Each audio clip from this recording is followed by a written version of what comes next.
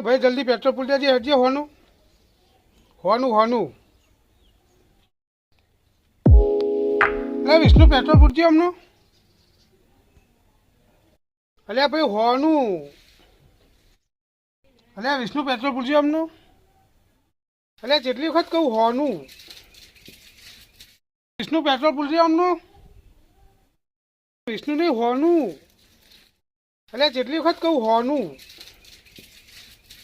એટલે ટણપા ઉભો રહે ને આનું નામ વિષ્ણુ હ ભલે તારે હોનું પૂરવાનું રહ્યું પણ આનું નામ વિષ્ણુ એ ડોસી જલ્દી ખાવાનું બને હેડ હવે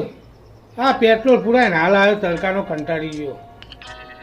હોવો જલ્દી ખાવાનું બનાવજે જલ્દી હેડ ને બીજી મોથાકૂટ કર્યા વગર ખાવાનું બને અલ્યા ડોહા થોડો હાથો ખોઈએ હા બનાયેલું છે ખાવાનું હમણાં હાલું હાલ એ તંબુરા જેવું કરી ફૂટી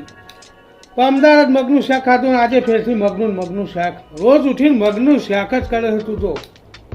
લાવ માતો નહીં ખાવું અલ્યા ડોહા પણ બીજું કોઈ શાક નતું તો પછી તાણા તા મગનું જ કરું તાણે કાના કંટાળીને આવ્યો હોય ને મગજની પથારી ફેવરે કોક પેલું ભેગાડું શાક ના કરાય સારું તું તો હાવ પેલી એ હી યાર શાક કરી દે યાર આવું બીજી વાર લે હોય પેટમાં પેપુડો બોલે છે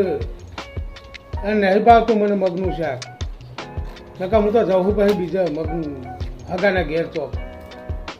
ઓવો હગાના ઘેર જવું જા તું તાર ના બનાવું કોઈ નહીં હું કેવું નરેશભાઈ કેવો કરે લટપટ તો કેવો કરે લટકો કેવો કરે લટપટ તો કેવો કરે લટકો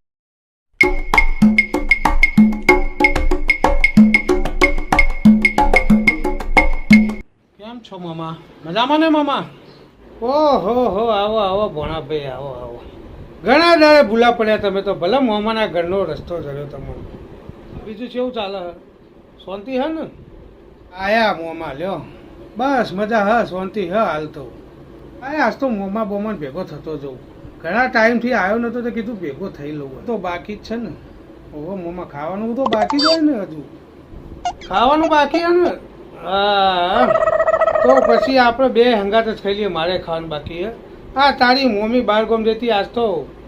મને એમ લાગ્યું કે મગનું શાક ખાવું છે મગનું શાક બનાવીને રાખ્યું મસ્ત આપણે મોમો ને ભણો બે ખાઈ લઈએ હંગાત મારું બેટું હા આટલા તરકથી ઠેઠ હોય મોમાના ઘેર આવ્યો કીધું કોક ખારું બાળું ખાવા મળ્યું પણ આ મોમી એ જતી રહી હે બાળગોમ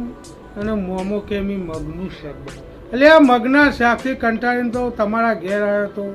અને એ હોમું મગનું શાક આવું મોમી એ ઘેર નહીં એટલે શું કરવાનું એ મગનું શાક આવ્યું બોલા તાણે હવે ખાવું તો પડશે જ ને તાણે નમસ્તે મિત્રો અમારો આ વિડીયો ફક્ત ને ફક્ત મનોરંજન માટે હતો